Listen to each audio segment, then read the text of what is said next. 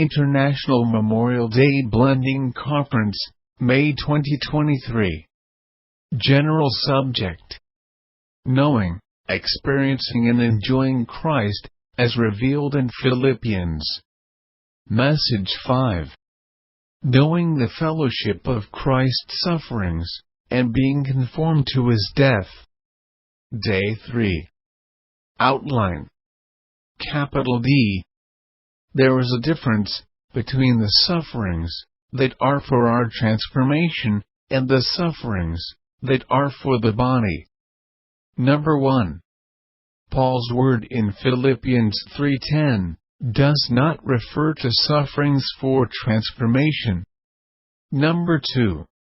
If we compare 3:10 with Colossians 1:24, we will see that the sufferings about which Paul was speaking in Philippians 3:10 are those that make up the lack of Christ's afflictions for the body. Number 3. In Colossians 1:24, Paul regarded his own sufferings as the filling up of what is lacking of Christ's sufferings for his body. Number 4. The sufferings of Christ for his body are still going on, and we need to share in them. Number 5. It is when we suffer for the body that we experience the power of Christ's resurrection. Morning nourishment. 2 Corinthians 3:18. But we all with unveiled face, beholding and reflecting like a mirror the glory of the Lord, are being transformed into the same image, from glory to glory, even as from the Lord's Spirit. 2 Corinthians 4:10. Always bearing about in the body the putting to death of Jesus, that the life of Jesus also may be manifested in our body. As the head, Christ's sufferings for the accomplishment of redemption are complete, but the sufferings of Christ for the producing and building up of the body are not yet finished. Such sufferings are also called as sufferings.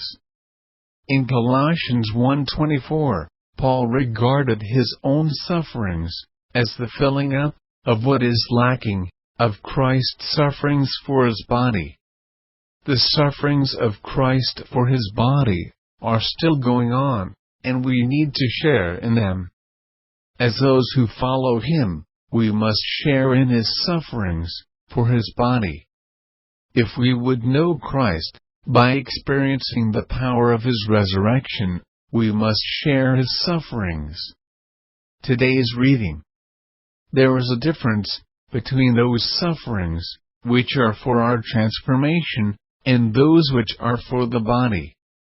Paul's word in Philippians 3:10 does not refer to suffering for transformation.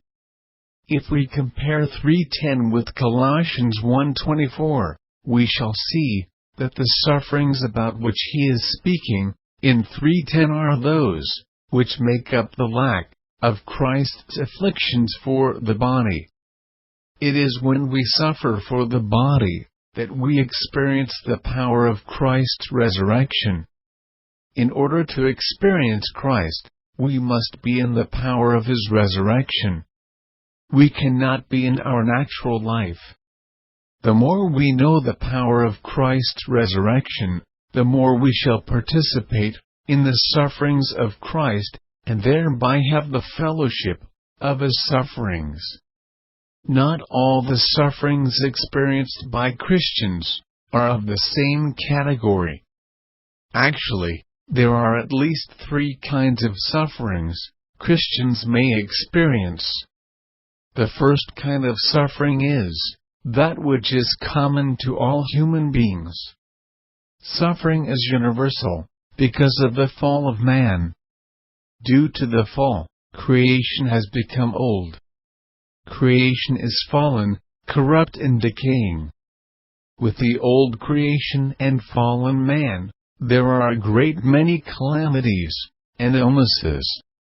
Believers and unbelievers are human beings, and as human beings, we cannot avoid calamities.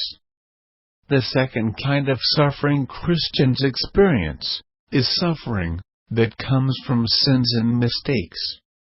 If we are careless or foolish in the exercise of our responsibilities, we may suffer a certain kind of loss. The third category of suffering experienced by Christians is the putting to death of Jesus. Paul did not experience this because he was wrong. On the contrary, he was right in every way. Nevertheless, he was afflicted, perplexed, persecuted and cast down. But all of this was for the sake of Jesus, for the sake of the body, and for the sake of the new covenant ministry. Paul and the other apostles were not wrong, and these particular sufferings were not related to any mistakes of theirs. But they still had the outward man that needed to be consumed. When the Lord Jesus was on earth, he did not make any mistakes, and he was not wrong in anything. But he had an outward man that needed to be consumed.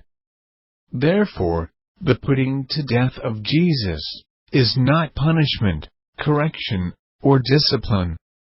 To correct us, punish us, or discipline us is not the goal of the putting to death of Jesus. Neither is it a matter of natural calamities. Instead, it is a kind of persecution, operation, or dealing that comes upon us to consume our natural man, our outward man, our flesh, so that our inward man may have the opportunity to develop and be renewed. This is the end of Day 3 of Message 5.